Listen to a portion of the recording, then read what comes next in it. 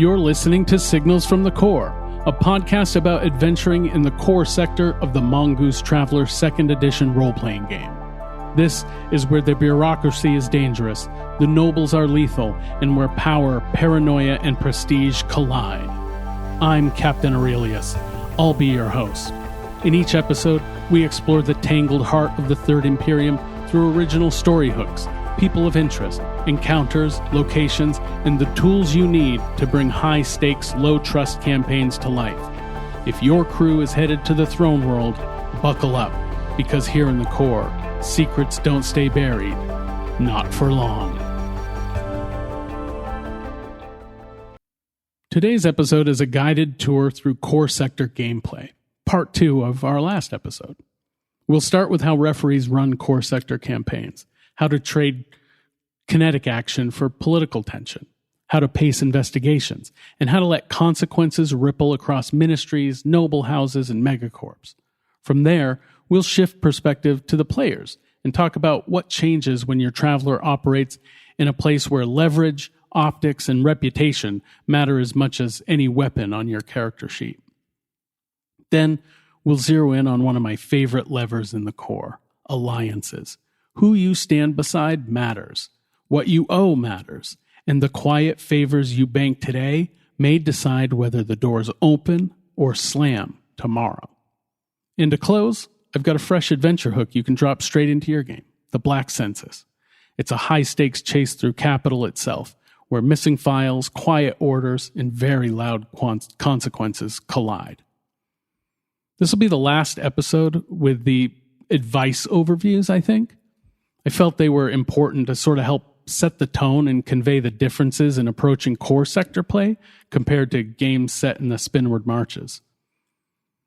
It took a mind shift for me originally when I first started playing Traveller. Obviously, a lot of games were set in the Spinward Marches because that's kind of, well, where a lot of people tend to set their games. And I never thought about running a game in the core until I read that Third Imperium source book, which is still by far my favorite of all of the Mongoose source books. And I love them all, but that Third Imperium book really just stands out in my mind. I've read it so many times, and I love it. So I thought it was worth kind of spending a couple of episodes to walk you through my own mental process of thinking about Traveller campaigns differently when you're in the core and in the heart of the imperial bureaucracy. We'll still kind of look at some of those things, but it'll be less from a kind of advice standpoint and more from a how I approach it kind of way. So when we look at the nobility in the core, it'll be from the lens that I kind of apply to it. And you're free to kind of pick and choose what you want to take from that and what you think, oh, no, this guy's out to lunch on that. Same with the bureaucracy. I have a really strong thought and idea of how the layers of bureaucracy kind of bog things down in the Imperium. It's kind of one of my favorite points that I like to make in the adventures that I come up with and in the stories that I like to tell, because I think it's almost like unique to the core sector, obviously, because you're right in the heart of everything there, and it should just feel kind of steeped in that bureaucracy, if that makes sense. So anyway, I hope you will enjoy this episode. Remember, if you like the show, please like it, rate it, review us on your favorite podcast app, and spread the word. Every little bit helps. And with that, let's get on with the show.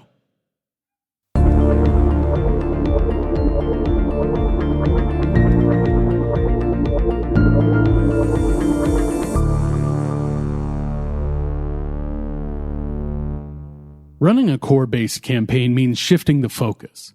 Out here, it's less about kinetic action and more about political tension, investigative pacing, and consequences that ripple in every direction. Here are some tips that referees should consider when running long-term games set in the core. Every faction is a character. Ministries, noble houses, megacorps, even academic departments. They all have personalities, goals, grudges, and pressure points. Give them traits like NPCs: ambition, paranoia, agendas, pride, unclear motives. Let them speak through messengers, official communiques, or carefully staged events. Leverage systems of power. Bureaucracy, social caste, and clearance levels can be as sharp as any blade. Sometimes Admin 1 is worth more than gun combat. An incorrect form can stall a rescue. A denied audience can kill a deal. Plant secrets, but don't reveal them outright. Scatter mysteries in redacted files, encrypted logs, characters who refuse to speak. Let your players peel back the layers over time. Some secrets should contradict others, creating forks in the road where they have to decide which thread to follow. Use time and pressure. Countdown clocks for votes, trials, audits, or noble duels raise the stakes. And whenever a secret is unveiled, assume it triggered a failsafe or a warning that someone has picked up the trail. And remind the players, you have 3 days before that docket is sealed. Be patient with the payoffs. Let small details bloom into larger storylines. A stray memo, a forgotten warrant, a strange surveillance camera. Each one is a seed that can resurface when the moment is right. Layer your agendas. In the core, no one pursues a single goal. A noble may want a trade concession while also maneuvering to embarrass a rival at the moot. Ministries may advance policy while quietly sabotaging a technological breakthrough. Every major NPC should have 2 or 3 overlapping agendas, so the players are never quite sure which one is in play at any given time. Make the cost of action visible. Every decision in the core ripples outward. A leaked document might save a colony, but destroy a scientist's career.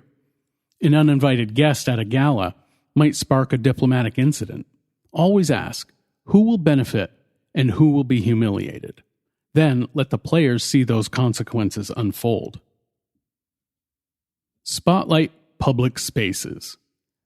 Many core confrontations happen in front of an audience, in moot debates, corporate press conferences, or university symposia. Use these settings to challenge not only what the players say, but how they're seen while saying it. Weaponize reputation. Titles, affiliations, and even rumors are tools for traps. A player's past may open up some doors while quietly closing others. Gossip spreads fast in the core. Let misinformation travel and watch how the players choose to respond. Interlace the personal with the political. Anchor grand intrigue to individual stakes. A routine audit is more compelling if it's led by a PC's former boss or coworker.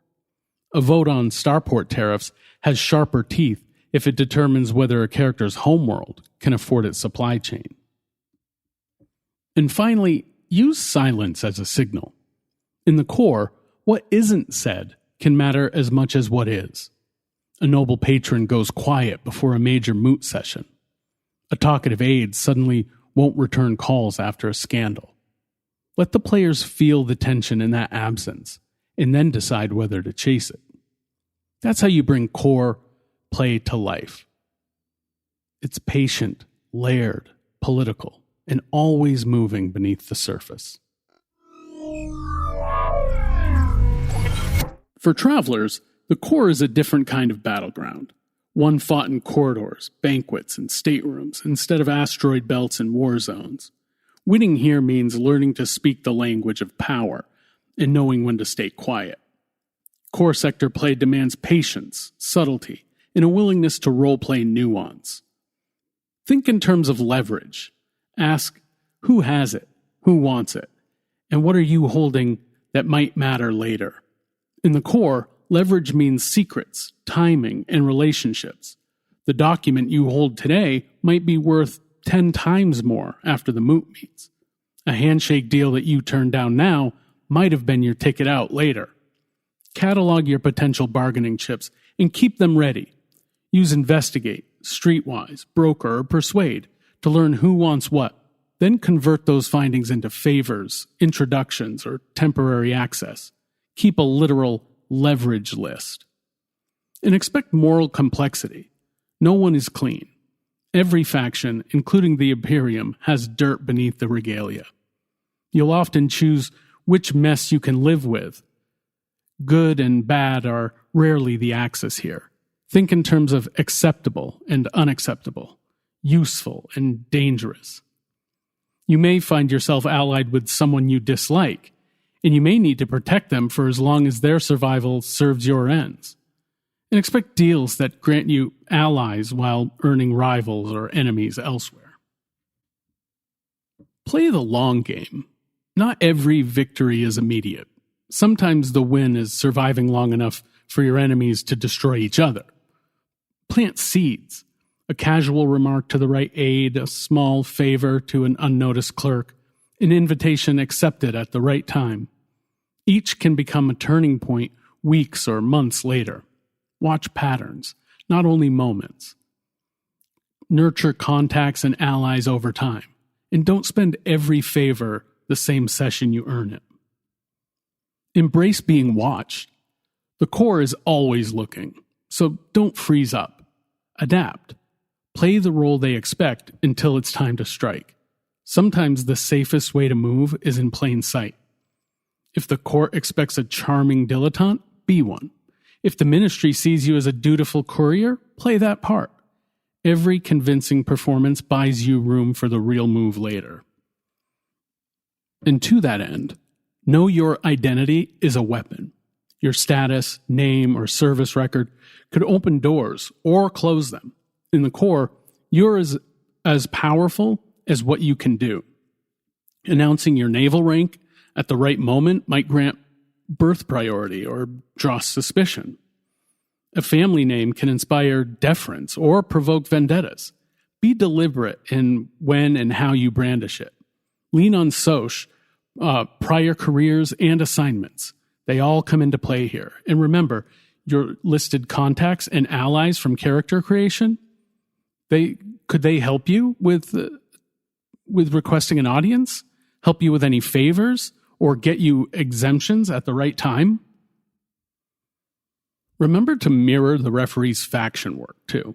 If every faction, like we said earlier, is a character for the referee, treat them that way as a player. Build relationships, learn what each character wants and fears, and keep a dossier and update it often. And feed the information economy. The core runs on intel. Don't hoard everything. Sometimes leaking a controlled truth gets you more than keeping it a secret. Always ask who benefits from knowing what you know, and how can you play those cards right. And play the optics as well. Actions in public spaces matter. If a negotiation happens in front of witnesses, you're not just convincing the other party, you're performing for everyone who might be listening. Use downtime as one of your weapons as well. Between the grand events, work the smaller moves. Personal visits, discreet research, anonymous gifts. The in-between moments are when groundwork is laid for dramatic turns later. Use them to do research and cultivate contacts. And remember, you can always train skills too during downtime. Accept the gray areas. You'll rarely have all the facts, and the facts you do have will be incomplete or slanted. Make the best decision you can with what you know, and be ready to pivot when the truth shifts. State assumptions out loud. Choose a course and prepare a fallback plan A and plan B. Keep one or two favors unspent for when you need to pivot. In the core, patience, optics, leverage, and identity shape the field. Play for position. Trade information like currency. Let the long game carry you to the moment that matters, and then move. With those tips and bits of advice out of the way, let's turn now to one of my favorite aspects of gameplay in the core sector: alliances. Like I said back in the first episode, playing here offers you a chance to be part of the larger machine. Now, I'm not saying you'll be playing archdukes or admirals, but you're probably not playing Malcolm Reynolds either. Here, you may already be part of the establishment. Sure, it's likely a small piece, but it's a piece that connects you to power. You've got an in, and if you're smart, you'll learn to use it. Because in the core sector, no one moves alone for long. Even the most independent travelers eventually brush up against noble houses, ministry offices, corporate boards, press pools, or the underworld.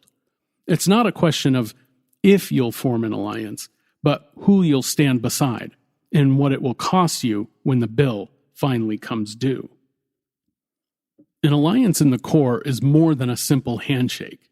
It's a contract written in favors, debts, and secrets. Sometimes it's public and celebrated. Other times, it's the sort of arrangement that doesn't exist on paper, and the kind you'd deny under oath. The truth is simple. No one moves power in the core without help. Even the smallest gains require reach, and reach comes from relationships. An alliance might be a quiet exchange between two operatives in a starport bar. It might be a covert back channel between ministries that publicly despise one another. It might even be a full-blown coalition in the moot, where votes are traded like currency. The difference is always in how much each side stands to gain, and how quickly that gain can turn into liability. The same person who advances your cause on Monday might ruin you by Friday if the wind shifts just right. Alliances matter here because they multiply what a party can do. They extend your reach, opening doors you couldn't pass through alone. Sealed data stores, noble salons, restricted berths on luxury liners you'd never be able to afford otherwise. They raise the stakes, transforming a quiet investigation into a sector-wide scandal once the right ears hear about it. They enable the long game, creating plot threads that stretch over weeks or months, where protecting the relationship becomes as important as the original mission. And they add tension, because every alliance is a ledger of obligations. At some point, you'll be asked to collect or to pay, and you don't always get to choose which or when. These alliances take many shapes. A noble house or a corporate board might shield the travelers in exchange for services, some of which may not be entirely legal. Ministries, press syndicates, and underworld crews may trade intel or resources, swapping clearance for deniability. Short-term coalitions spring up when two sides don't trust each other, but both need the job done. And then there are the shadow networks, deniable, invisible chains of favors linking bureaucrats, journalists, and operatives, the sort the public never knows exist. Each type carries its own flavor of risk, and each can change the balance of power. For referees, consider that alliances work best when they feel alive. Track their health like you would a faction clock. It's trust building. Or it could be eroding. Make them multi-layered, so the real ally isn't the noble, but the chief of staff. And when that staffer disappears, the alliance could collapse. Introduce wedge events like leaks, rival offers, or moral compromises that force the players to decide which ally they'll betray. And when the players forge alliances of their own, give them real weight. A coalition they build should be able to sway a committee vote, launch a sector-wide strike, or cut off a rival's supply lines.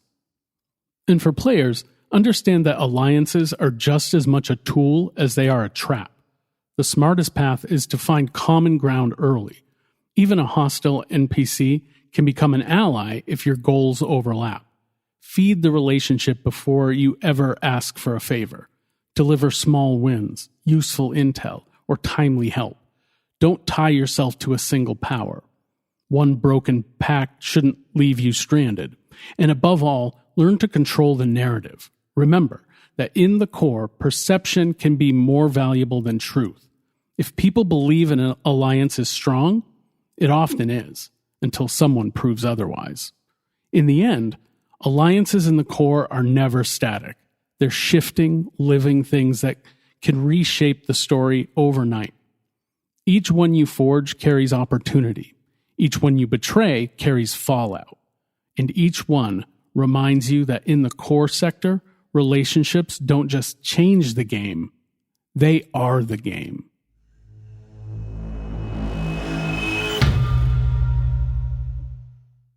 And now it's time for another adventure hook.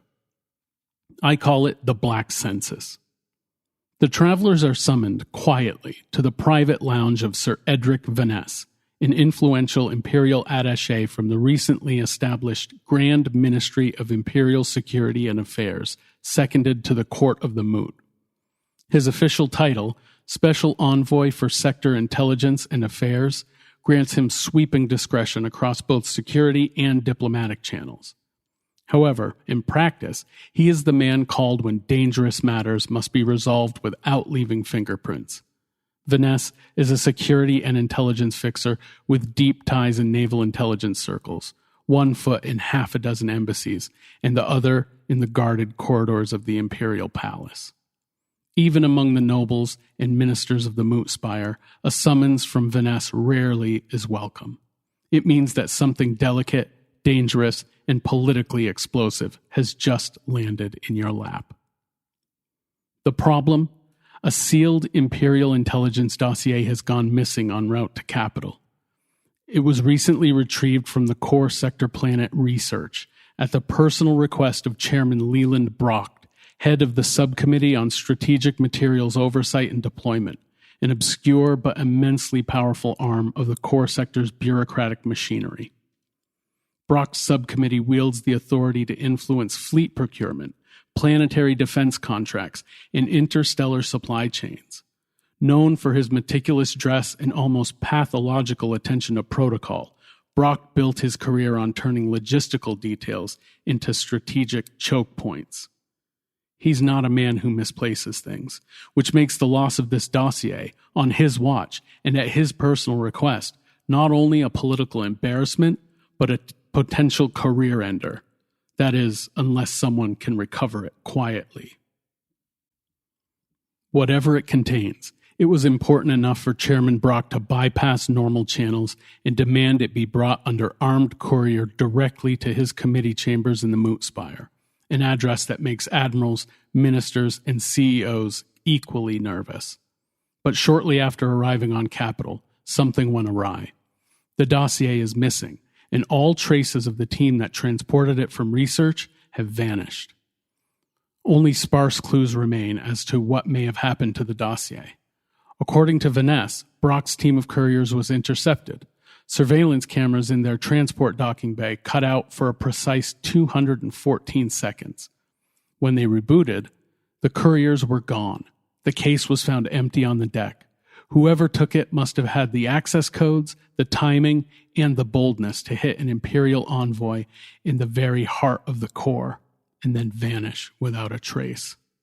No witnesses in the docking bay or on the transport from reference seem to know anything.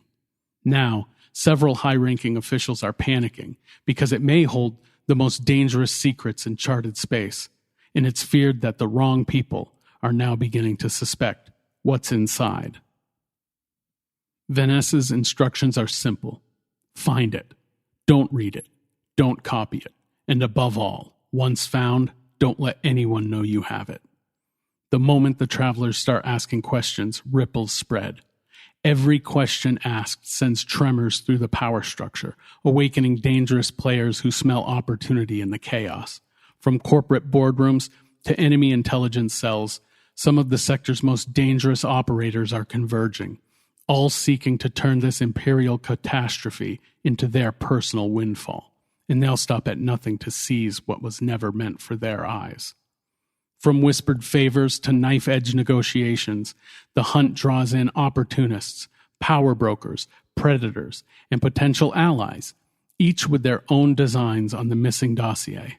The travelers will be chasing leads while simultaneously navigating a minefield of competing agendas. Along the way, they'll encounter a number of NPCs, like Lord Alistair Corvain, the cousin of a high-profile noble and a notorious deal-maker with a long memory. He offers to quote-unquote help the travelers in exchange for a small political favor, one they'll owe him for years. Malus Rourke, a whistleblower with ties to the dossier's primary author, who indicates she may leak the situation to the press. Quenzil Vroat, a black bureaucrat from the Registry of Operational Mandates, a subdivision within the Ministry of Justice responsible for the cataloging of all standing orders, emergency powers, and interstellar authorizations. He seems to know exactly what the travelers are after, but will only talk if they agree to clear an unrelated and highly questionable quote-unquote procedural issue that he needs help with. Tavrix Moreland, an information broker and the rival of one of the travelers, claims they can get it first and plans to sell it to the highest bidder when they do. The name here is only a suggestion if you don't already have someone suitable in your campaign to fill this role, but I highly recommend making this character one of the traveler's rivals from their character creation process. Commander Rain Zyrak, an operative of the External Directorate of SolSec. He's tortured and interrogated one of the couriers believed to have had possession of the dossier and who may have been involved in the file's disappearance. Now, SolSec could know the last courier's whereabouts and be closer to tracking her and the Black Census down.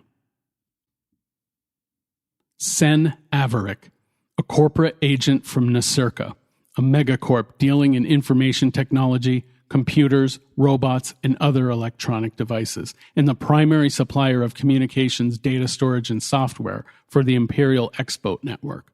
Under direct orders from the board, Averick has been tasked to quote-unquote fix the situation by any means necessary.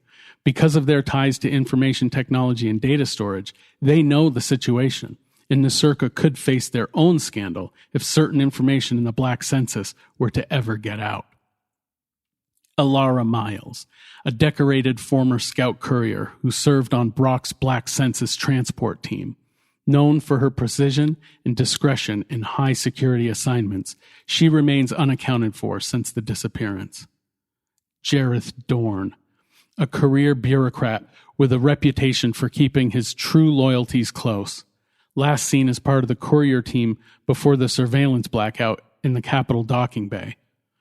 Dorn has been brutally interrogated by SolSec operative Zyrak, but the travelers may still be able to ask him their own questions, if they can locate him in time. The travelers find themselves caught between multiple factions, each willing to kill for possession or destruction of the dossier. So what's really going on here? The Black Census is the Imperium's deepest, most tightly guarded catalog of forbidden armaments, covert research, and untraceable strike forces. It links together a century's worth of naval intelligence secrets, Ministry of Justice cover-ups, and intercepted Solomani and Zodani military archives. The Black Census never should have left reference. Compiled in secret over a number of years by Brock's young protege, senior aide Corlin Dravik, it was a meticulous, galaxy-spanning ledger of illicit and forbidden technologies. If the census fell into the wrong hands, it could weaken, if not bring down the Imperium in a matter of days. Public exposure would ignite an Imperium-wide scandal, proving the throne has long sanctioned programs that break its own laws and interstellar agreements. Dravik had pieced it together quietly, drawing on scraps of classified testimony, buried procurement orders, and whispers from the far edge of the Imperium. Then, weeks ago, he was arrested without warning, tried for treason in a closed military tribunal, and condemned to death. The execution was swift, but not swift enough to stop a prearranged communique from reaching Brock. In it, Dravik revealed the census's existence and hinted at the names of those profiting from its contents. The moment Brock read it, he moved.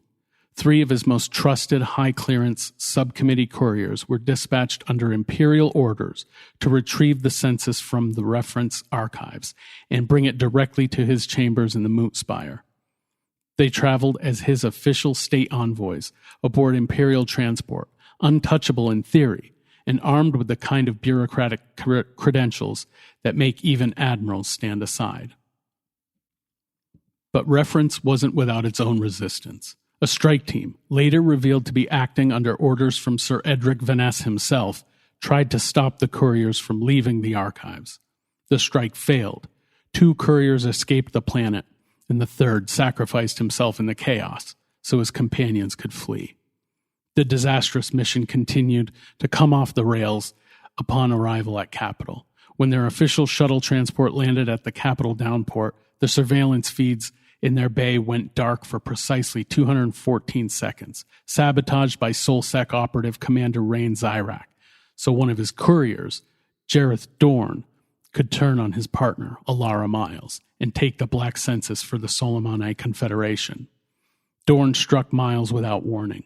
The attack went wrong, however. Miles fought back. The secure case containing the census was damaged, but Miles was able to recover the contents, wound and incapacitate Dorn, and escape. Dorn didn't have long to regret it.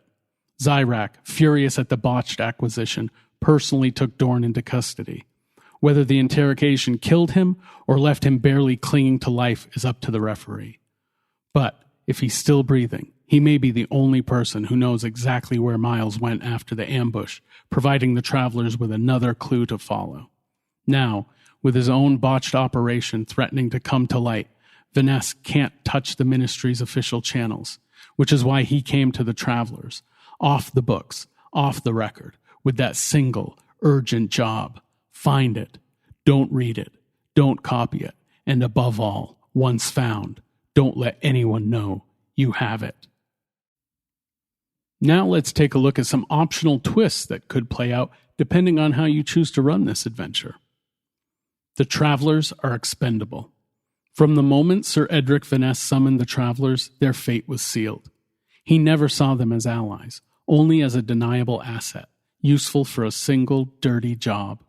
His real orders from high within the Grand Ministry of Imperial Security and Affairs were simple. The Black Census must stay gone, and anyone who comes too close to it must disappear as well. Vaness didn't hire the travelers to succeed.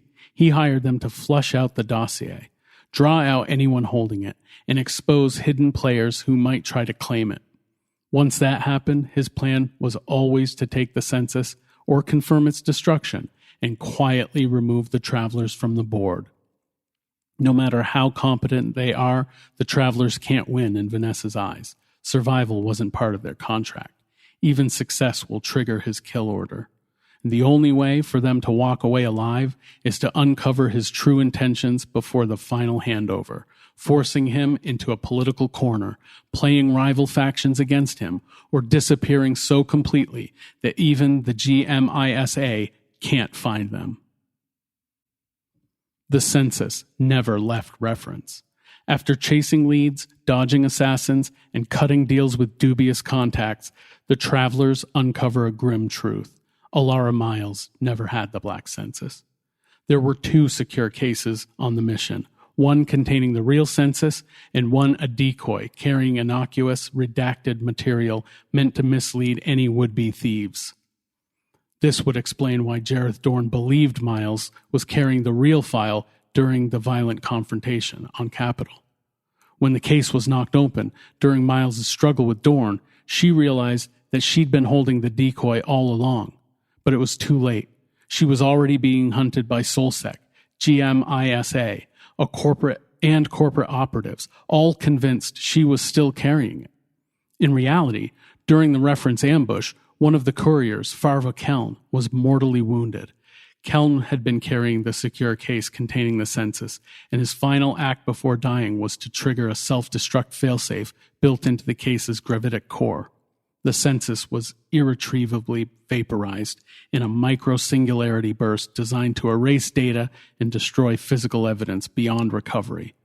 The hunt has always been for a ghost, but the most dangerous factions in the core would never believe the truth, even if the travelers can prove it.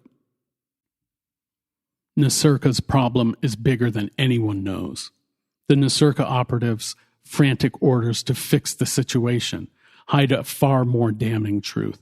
The Black Census contains hard evidence that several Nasurka board members deliberately leaked Imperial Expo encryption protocols to secret black lab programs in exchange for lucrative procurement monopolies. If that data goes public, it won't just ruin careers. It could shatter confidence in the Imperium's most trusted communications network. Nasurka's leadership isn't trying to recover the census to protect the Imperium. They're trying to bury it before the Emperor himself sees it. The BWAP is on the list. The fussy BWAP bureaucrat from the Registry of Operational Mandates isn't just aware of the Black Census. He's in it. His name appears on a sealed contingency roster, flagged for provisional detention in the event of martial law. It's a quiet death sentence buried in imperial emergency planning. His procedural issue is no petty favor. He wants the travelers to help erase his name from every copy of that list across multiple secure archives before someone with authority decides to act on it. I love setting this adventure on Capitol, in the heart of the Imperium itself. The stakes are impossibly high. The players face impossibly dangerous and deceitful but well-connected adversaries. Behind the gleaming facade of Arbalatra Palace, in the shadow of the looming Moot Spire, lies bureaucratic rot, political score settling, and the quiet terror of what happens when long-buried secrets stir to life again. Run it as a razor-edged political thriller, a shadow war across the sector's most influential power brokers, or the spark that ignites an entire campaign about black budget research, deep cover operatives, and interministry rivalries. Every lead could lead to a trap. Every ally has an angle, and every decision the travelers make will tip the balance between stability and catastrophe for the Third Imperium. In the core, nothing stays buried forever. This time, it isn't just the past that's resurfacing. It's the reckoning that comes with it.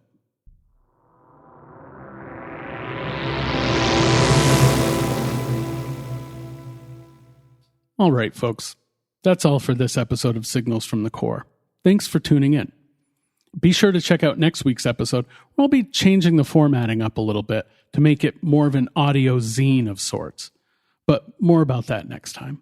If you enjoyed the show, please rate and review us on Apple Podcasts or your favorite podcast platform. And share with your fellow travelers as well. If you have questions, comments, or want to submit an idea for future episodes, you can reach out to us at coresignalsmail@gmail.com. Coresignalsmail, all one word, no spaces, @gmail.com. Until next time, keep your clearance valid, your comms encrypted, and your gravline out of committee oversight. Stay sharp, travelers.